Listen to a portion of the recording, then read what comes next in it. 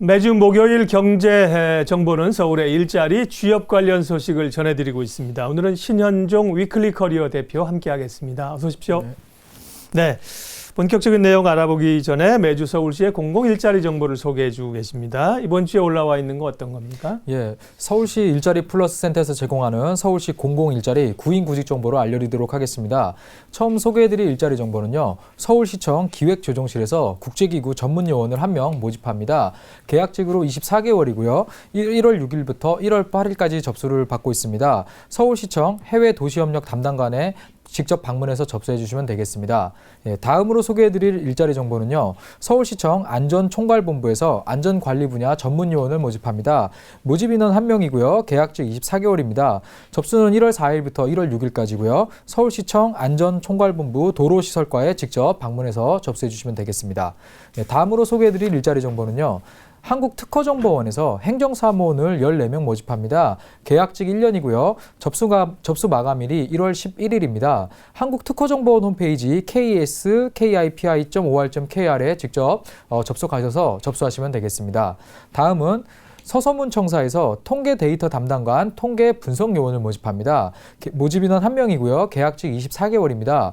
접수 기간은 1월 5일부터 1월 7일까지고요. 서서문청사 통계 데이터 담당관에 직접 방문해서 접수해 주시면 되겠습니다.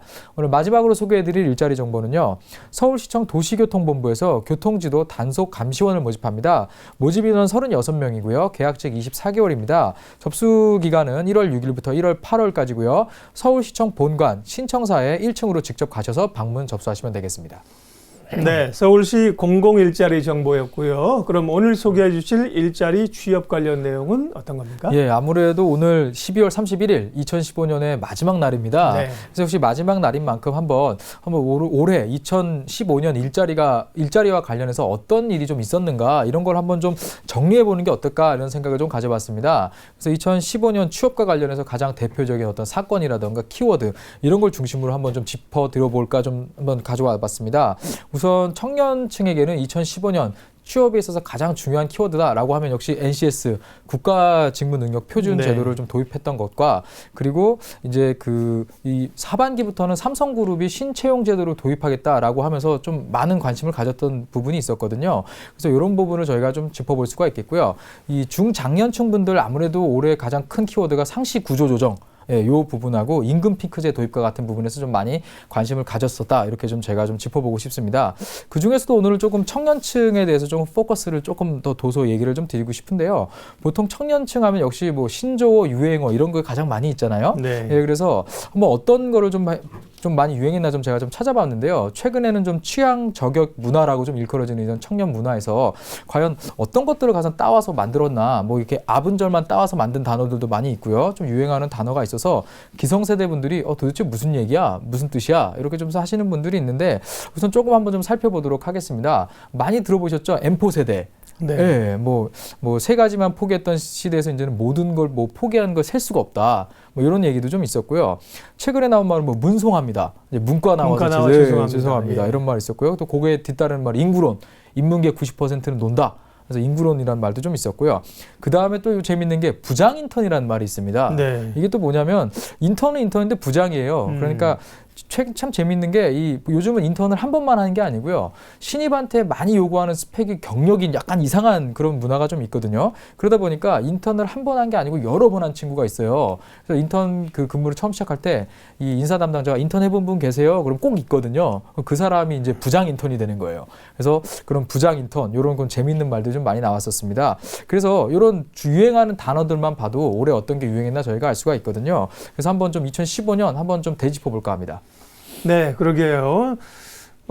씁쓸한 이야기들이에요, 사실. 네, 그죠? 예. 뭐 흥미도 흥미지만 그런 것들이 빨리 좀 해소가 돼야 될 텐데 2015년에 취업 시장을 좀 전체적으로 돌아보는 시간을 갖겠습니다. 그러면 시기별로 좀 구별해서 볼게요. 일단 1분기로 좀 나눠서 보면 올해 어떤 것들이 주요 이슈였나요? 예, 1분기죠. 1, 2, 3월인데 좀 이슈를 좀 살펴보면은 좀 이제 1월을 아마 기억 많이 못 하실 수도 있는데 1월 달에 가장 이슈가 되었던 부분이 바로 이 채용 서류 반환 제도였습니다. 이 기업들이 이 입사 지원서나 자기소개서 각종 이 뭐 증명서들을 받았다가 돌려주지 않거든요. 그래서 이거를 좀 돌려주는 제도가 올 1월에 좀 도입이 됐었는데 당시 했던 조사에 따르면 저희가 상용 근로자 300명을 기준으로 하는 이 기업들도 3분의 1 정도가 아예 채용 공고에 우리는 입사 지원 시 일체 서류를 반환하지 않는다 이렇게 공고에 명시하고 있었다고 해요. 그래서 2015년 1월부터 좀 시작된 이 제도 구직자분들이 잘 모르는 경우가 있거든요. 그래서 구직한 분들 중에 혹시 불합격했다면 서류를 요청을 하면 돌려줍니다. 예, 이런 부분이 좀 있었고요.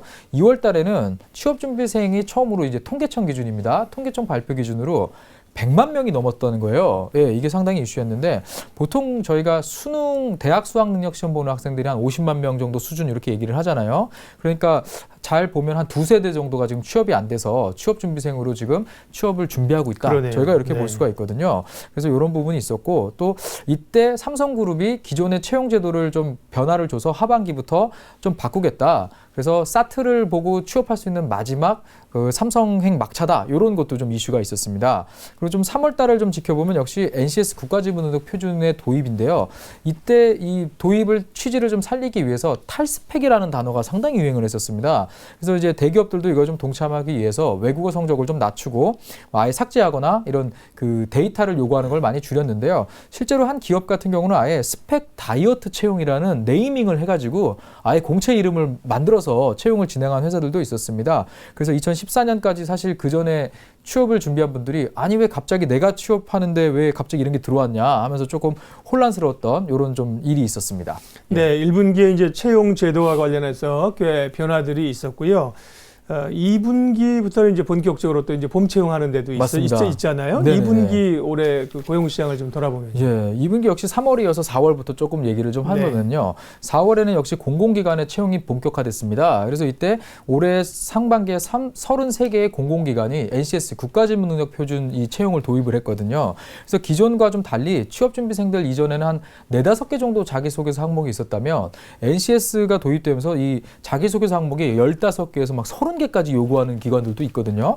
이렇게 좀 대폭 늘어났고 또 필기시험이 직업기초능력과 직무수행 능력으로 나누어서 기존에 저희가 보고 있던 그런 전공필기라는 게 조금 많이 바뀌었어요. 이 부분하고 또 면접도 예전보다 많이 비중이 높아지면서 채용 방법에 있어서 좀 변화가 있었던 것. 이것이 상당한 관심이었습니다. 네. 예, 5월 같은 경우는 경제협력기구 OECD에서 발표한 OECD 직업역량 전망 2015라는 곳에서 청년 실업률이 우리나라가 1위다. 이런 부분이 좀 나왔습니다. 그래서 핵심 생산 인구의 30살에서 54세 요 인구보다 청년 실업층이 3.51배 정도 높다. 이런 결과를 나왔거든요. 이게 역시 결과를 가지고 있는 22개 나라 중에 가장 높은 결과였습니다. 그래서 이게 다른 나라랑 비교해 봐도 아, 우리나라 청년 실업이 조금 문제가 있는 편이구나. 이런 조금 이슈를 가졌던 계기였습니다. 그 2분기의 마지막 6월에는 아마 기억하실 겁니다. 메르스. 메르스가 있었죠. 이 메르스가 있었거든요. 그래서 취업 이런 매장 관리나 손님을 만나야 되는 이런 직무에서는 채용이 취소되거나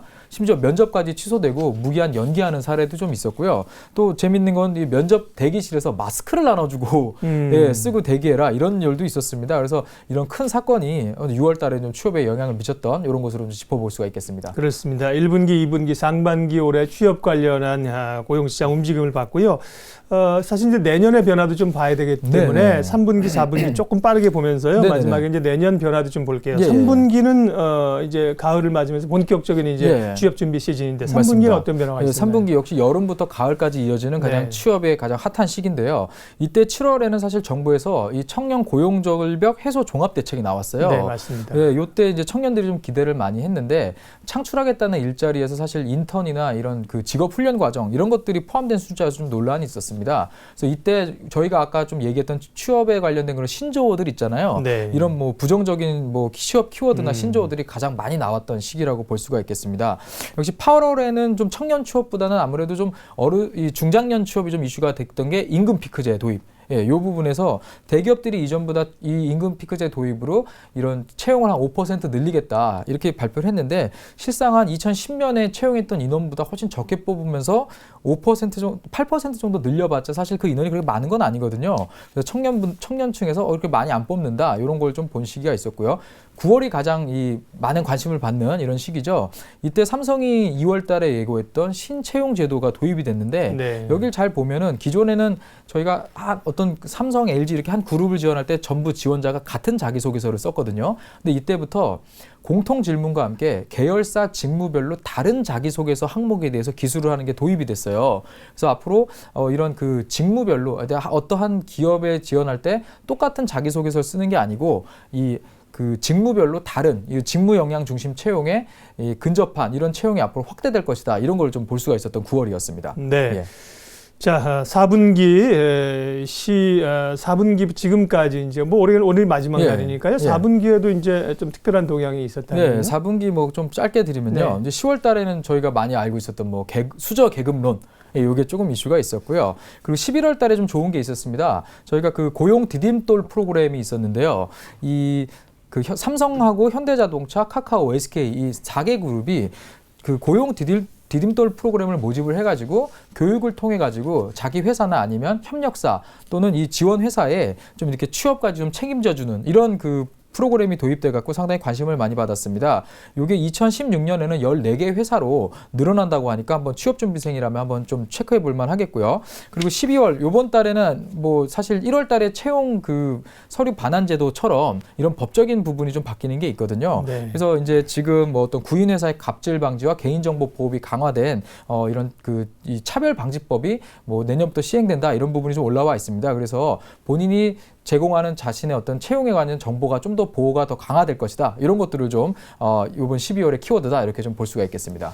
올해 취업 시장의 그 이슈들을 키워드로 정리해봤고요. 네. 내년의 변화 가운데 여러 가지가 있겠습니다만 네. 오늘 오신 길에 가장 큰 변화를 하나만 좀 꼽아주신다면. 예, 간단하게 뭐 두 가지만 얘기 드리면요. 하나는 이 기업이나 정부에서 주도하는 채용 문화가 많이 변했어요. 네. 이것도 내년 상반기에 계속 변할 것이다라는 부분이고요. 그리고 사실 취업에 있어서 제가 토익 얘기하는 게 조금 좀 그렇게 좀 아이러니한 것 같은데 사실 외국어가 스펙이고 가장 중요하다는 건 우리 부모님 세대도 잘 아십니다.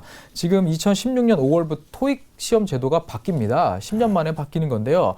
바뀌면 아무래도 좀 익숙하지 않기 때문에 점수 관리다라든가 이런 것이 좀 힘들 수가 있거든요. 그래서 좀 점수 하락이나 이런 것이 좀 있기 때문에 지금 올 2016년 상반기에 이 토익 시험이 변화되는 거를 잘 보시고요. 이전에 먼저 준비를 할 것인가 아니면 나중에 볼 것인가 이런 시간 관리 이런 거에 좀 신경 써주신다면 2016년 취업을 준비하는 데 아마 많은 도움이 될 것이라고 좀 생각해 보고 싶습니다.